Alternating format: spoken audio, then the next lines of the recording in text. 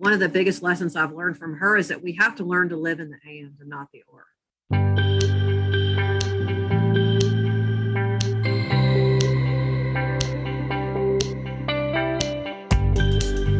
Hello and welcome to In the Rising podcast. My name is Bettina Brown, and this is the platform I've chosen to talk about living a life that's in alignment with your hopes, your dreams, and your goals.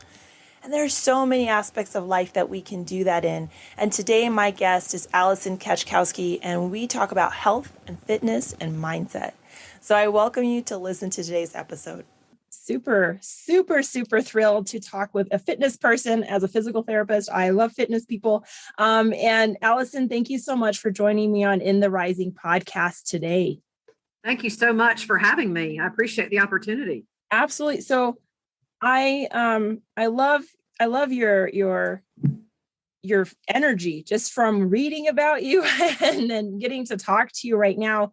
And you said to yourself, you are a 25-year fitness entrepreneur. And yes, ma'am. Those are two very difficult things. One is fitness for a lot of us, not always, but to stick with something, to realize that, and also entrepreneur. How have you combined them, and what keeps you motivated to stick with this? Well, I'll just, preface what I'm about to say with just a little bit about how I got to where I am. It's interesting that you're a physical therapist because that was my first choice when I went to school.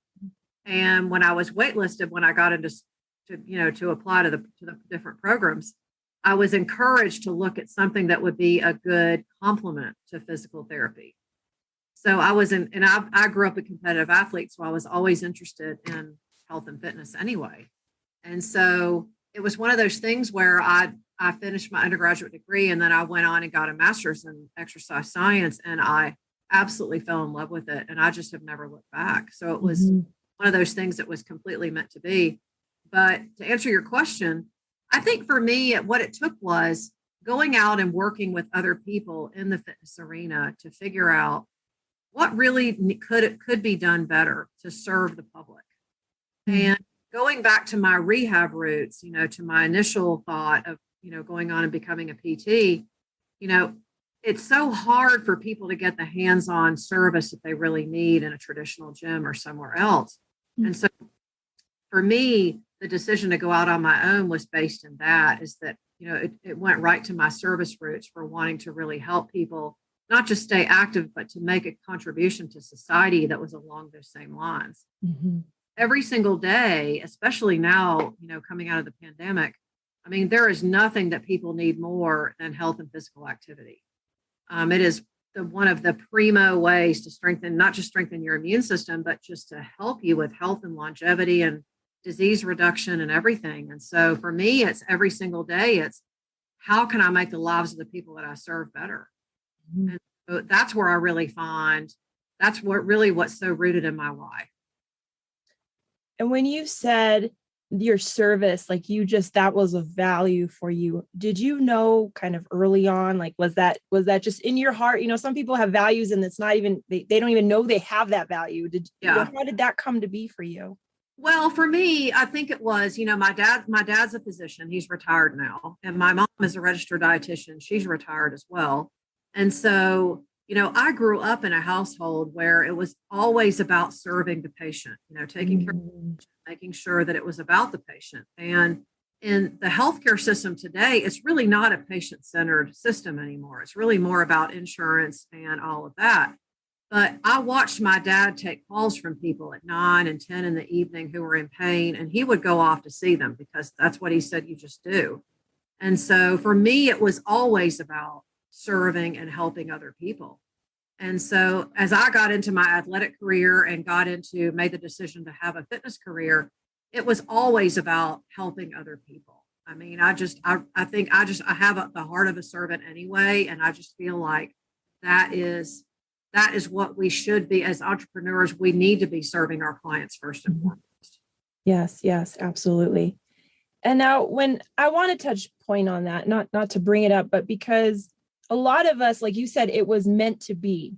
And I just had a conversation today that sometimes what you really, really want, that door is shut. For you, for example, was physical therapy. I have had plenty doors shut. But then you can be so grateful for that shut door because of what you had the opportunity to see. Yeah. Did you feel that you already knew that door was shut? Like, how did you respond? How explain that process to you? Because that is also a hard process. It is a hard process. And it took me a little while to figure that out. I really wasn't ready to accept it for a long time, if I'm being perfectly honest. I've always been the kind of person, I've known exactly what I want most of my life. I mean, most of the things that I have done and invested myself in I have instinctively known that this is what I wanted to do. I knew when I was a child that I wanted to swim. I always loved the water. And so I knew that I wanted to be, and I love competition. I just knew that was what I wanted to do. And I just felt like, I watched a teammate of mine completely rehab her shoulder, and our coach had pretty much said that it might be a season-ending injury for her. And she was not accepting that. She said, no, I'm not going to do that. I've got big plans. And I watched her go through that whole process. And that's what gave me the idea. This is I could do this. This is something that would really go with my whole thing about, wanting to serve in the healthcare industry. I knew I didn't want to go to med school. I didn't want to go that route. And so, I began the process, and you start to think in your mind, I check all the boxes. I've got the grades, I've got the experience, I've got the, recommendations, I'm doing all the things I'm supposed to be doing. And even doing all of those things doesn't always guarantee that you're going to get the result that you want. Mm-hmm. What it took me a long time to figure out is that all that time, a lesson was kind of in front of me at that point, that I can do all these things I want to do. Maybe it's not PT, maybe it's something else. And it just became apparent to me every year. I applied for 4 years in a row, and I got waitlisted. And I just kept thinking, the universe is trying to tell me that I need to, let's take a look at what's over here, and this is going to work. And I started having all of these opportunities drop in my lap, almost it felt effortless. I mean, so I just felt like this is definitely where I need to be. And once I finished that program, I was like, I'm going to make a go of this and just see how it goes. I just knew in my heart, it was that feeling that I had when I was a kid about swimming and doing the other things that I did. I just knew that it was what I needed to be doing. Yeah. And I like how you describe that, because everyone has their own journey, and I'm in that place now where what I had wanted is not really what I want anymore, because now I see the limitations of that. Yeah. But I didn't see it right away. But to see that you don't see it. Yeah. You don't see it right away, because you're told, okay, maybe I just need to work a little harder. Mm-hmm. I'll keep applying. They can't ignore me forever. I'll just keep doing all these things. And you get so focused on the action steps that you question, well, what's wrong with me? What am I doing wrong? Well, you're not doing anything wrong. You just maybe need to think about maybe something else. Maybe there's another door over here that's going to lead you to something that's even better. Yeah. And so that even better is where you are right now. Yep. Describe what you do professionally. What is your day-to-day life? Well, I do a lot of private coaching with people. I'm what I like to call a fitness innovator. I did a lot of personal training for a lot of years. I've been a group fitness instructor since I was in college.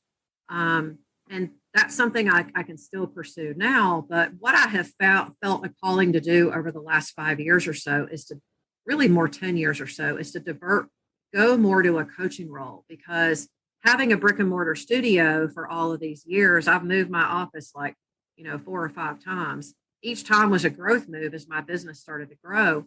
And I felt like with each move, my business model was evolving. Mm-hmm. And, I started to feel a pull to serve at a much higher level. So I do a lot more private coaching now, and most of my business is virtual now, thanks to the pandemic. But I was already going online before that. Mm-hmm. So one of the things that I've added for the last 3 years or so is now I coach other health and fitness and wellness entrepreneurs on how to build out their business and use my zone of genius, which is innovation. Yeah. Because I really think, especially now with what's happening in the world, that we have to have multiple ways to serve, but that doesn't always mean creating multiple offers. It just means getting really clear on how many different ways can you serve your clients, doing what it is that you really love.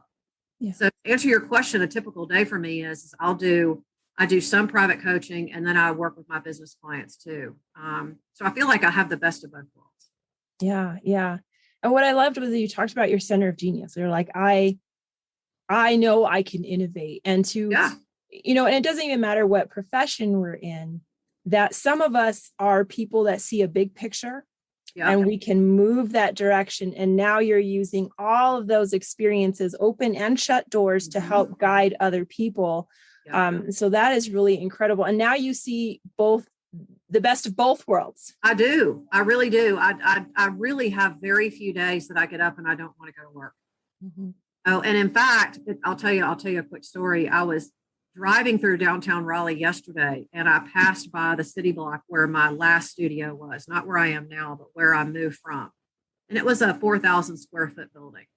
And one of the reasons I moved was that building was slated to be torn down. They're going to build a high rise there, which is kind of the nature of what's happening in downtown Raleigh now. And yesterday, they finally tore the building down. Mm-hmm. And I knew that it was coming. And you kind of prepare yourself for, you don't really know how you're going to feel when you sort of feel like a chapter of your life is like really done with then. But, my husband's in construction, and he's like, yeah, this project's a go now. It could be any day. So I've sort of been keeping an eye on it. But to get back to what you were saying, it's talk about a door closing and another one opening. It's like, it was really symbolic of the fact that, this is, in fact, the only thing that we can count on is change. Mm-hmm. To be able to embrace it, but we don't have to lose what it is that we're really passionate about and what we're really good at the same time. Yeah. And that there is a lot of change, and there tends to be a lot of resistance, right? Physically resistance, emotionally, spiritually. And you also, you have a lot of things going on. You also have a podcast that I do. Share about yours. Well, my podcast is called The Ultimate Journey of Self-Care. And I chose the title because it's really symbolic of my journey. I mean, as an entrepreneur yourself, you understand that you don't really work harder until you work for yourself. Years and years that I spent building my business, you would think, being a fitness person, that I wouldn't have any trouble scheduling time for me. Well, I always can say yes to plenty of people that I'm going to help. And it's something that I've had to learn along the way to prioritize my own self-care the way that I do to teach my clients to do. And now that I coach my business clients on how to do as well. Yeah. You can't grow and run a business if you run yourself into the ground. Mm-hmm.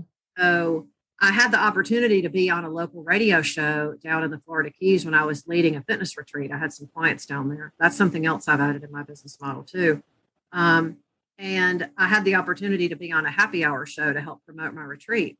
And so it turned into what I thought was going to be a 10-minute interview. It turned into a 2-hour guest hosting spot with the host, who invited me to stay. And because we were having such a good time, at the first commercial break, she covered her mic and she said, "Can you stay and host the rest of the show with me?" I'm like, yeah. And I say that because it was that night that I got the idea to do my podcast.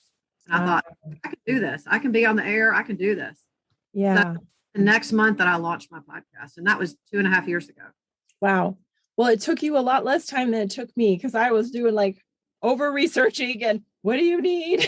But now the anxiety, for example, your podcast, because that I could relate to for sure. That again, shifting, that you had this idea. It didn't mean you squash something. It means you pivot. You can add. Yeah. And it took that opportunity of being on broadcasting that you're like, I can do this. And I have a lot to offer in another way of service. I think we have to remind ourselves that, it's like my mindset coach tells me. I've worked with a mindset coach off and on for the last 1.5 years. And one of the biggest lessons I've learned from her is that we have to learn to live in the and not the or. Because something doesn't work out the way we think, it doesn't mean that something else can't also work out over here. Mm-hmm. And in our minds, we think we're so laser-like focused on one thing. We think that that's the only thing that can happen for us. And so it's live in the and. Why not have both? Why not have a business and a podcast? Why not try it? What's next? So we have to teach ourselves to get into that space so that we can come up with those different ideas. Yeah. Now that's a really good point. I'm going to write that down when I get my pen to work again, to live in the and not the or, because it is not always black or white. It is not just this or that. And what you also said, as successful as you are, that you still have a coach. You still have. When coaches need coaches. Yeah. I mean, we can't see our blind spots. Correct. Sometimes we need someone to call us out on when we start to tell ourselves the same story as to why some won't work. We need someone that will call us out too and hold us to the same standard that we hold our clients and our customers to. For me, and the other thing is this too, when we're encouraging people to invest in themselves, we have to be prepared to do that too, because, we don't know what we don't know. It's much easier to walk the path with somebody than to try to figure it all out by yourself. You'll spin your wheels and waste a lot of time. And if there's anything that we've all figured out over the last year and a half, is that we don't have no idea what is around the corner. We don't even know what's going to happen tomorrow. I am all in. I'm all in on the experience, because you don't know when your time is up. Yes. I'm going to get to the end of my life and think I should have done this. I'm not doing that. Yeah. No, my friends always joke, because I say I view life like a wet washcloth, and I'm going to wring it out with everything. Yeah, totally. I love that. I want to put everything out there. And so you are really with all of nutrition. You're obviously with mindset, but also nutrition. What would you say are two things that you see are lacking from clients that we don't know? That is a blind spot that's very common. Well, I think there are two things that come to my mind right away. One is that I think people wait until they're hungry to eat. Get into a routine or a mindset or a schedule, and they wait for their body to tell them, hey, I'm hungry. It's been 4 or 5 hours since I've eaten. I really need to eat. And so one of the things that I teach my clients as part of my signature system is I call it energy eating. You eat to fuel your body versus eating when you're hungry. It's a big difference. A lot of it is just comes down to the different choices that you make and how you put food together in combinations, and how that literally makes you feel in terms of energy. Because, example, if you're working long hours and you're trying to finish a project, or you're under a deadline or whatever, what's one of the first things you're probably going to do is probably going to eat some type of convenient food, or hit the coffee machine, or hit the vending machine, because your goal at that point is just to get through it. Well, you're really fueling your body when you do that. The other thing that I see people do is they don't drink nearly enough water. People put coffee, juices, energy drinks, all that into the same bucket, if you will, as water. And, water is like one of the best things that you can give your body. I mean, a colleague of mine, she's also a PT and a massage therapist. She's retired now, but she used to always have a saying. She said, if your body doesn't get enough water, it becomes very sticky. Love that, because if you think about, when you have a cup of water and it sits on your desk for a period of time and it doesn't move, and what happens to it? It gets cloudy. It kind of, it might get some dust particles or something in it, and you don't want to drink it. Well, the same thing happens to your body when you don't hydrate it and you don't move it on a regular basis. It gets sticky and you kind of get stuck, and that affects everything that you do. Yeah. And that's a very good analogy, because that can make sense. Like, we understand it's sticky. And one of the easiest ways that I teach my clients to be very conscious of making the habit changes. That's really what it comes down to, is just creating a new habit, is keeping a cup on your desk all the time so that you're conscious and you're aware of it. We have to be reminded, unfortunately. Right. And you're right. It does take a new habit. What would you say also, because that's the eating portion?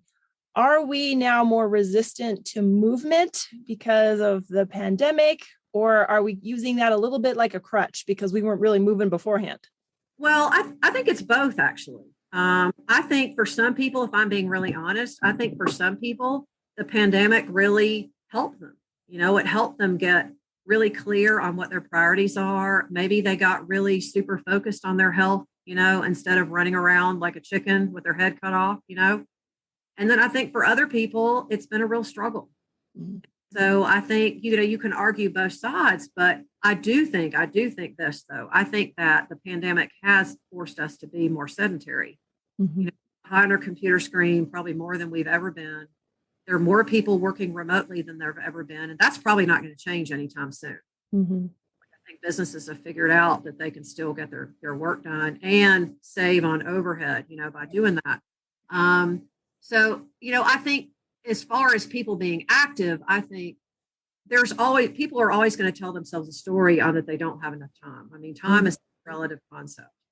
And what it comes down to is having a successful plan that you can execute on a daily basis. And sometimes all that means is just simple daily habits, parking your car far away, taking the stairs, getting up once every hour for 5 minutes.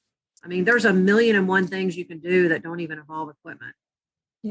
A way to work it in, but you have to have the right strategy and the right pieces in place so that you can continue with it or you're going to be successful. Correct. So you have, just so many golden nuggets, like it's nugget. I feel like I'm at the casino and it's like, ching, ching, ching, ching, ching, ching. I'm like, I'm going to remember that. I'm going to write that down. I'm going to listen to this again. Say someone's out there and they want to learn more, besides your podcast, The Ultimate Journey of Self-Care. How can someone get in touch with you, learn with you, all of those things? Well, I have a private Facebook group. It's called Living Your Ultimate Life Through Fitness and Self-Care on Facebook. And we do challenges. I do a live training in there every week. I use it as a place for connection and accountability. And depending on, what the health theme is, and for fall, it'll probably be fall into fitness. It'll be really easy to kind of pick and choose topics that are relevant, that are kind of in the news and front of mind for people. So people can find me there. They're welcome to send me a direct message through Facebook or Instagram. I'm Fit Style Gal on Instagram. Or they can just drop me an email. I love it when people just reach out and say, hey, I really enjoyed it when you mentioned this, or what do you think of this, or whatever. I always want to be available just to help answer any questions or give people an idea. You don't know whose life you're going to change. Today's episode had so many nuggets of gold for me. And one of the big ones for me was living in the and not the or. How many times have we, now put both hands up with this, how many times have we thought, well, this is not going to work, or this will not work, or if this doesn't happen, B is not going to happen.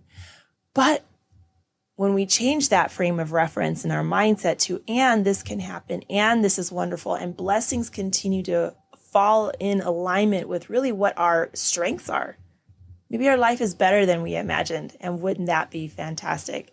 And if you found today's episode to be beneficial, I encourage you to share it with someone. Put it in the hands and ears of those that it can make a difference for, because you never know what that one action will do. And I also encourage you to leave a 5-star review. It does so much to elevate this podcast. And again, put it in the hands and ears of those it matters. And until next time, let's keep building one another.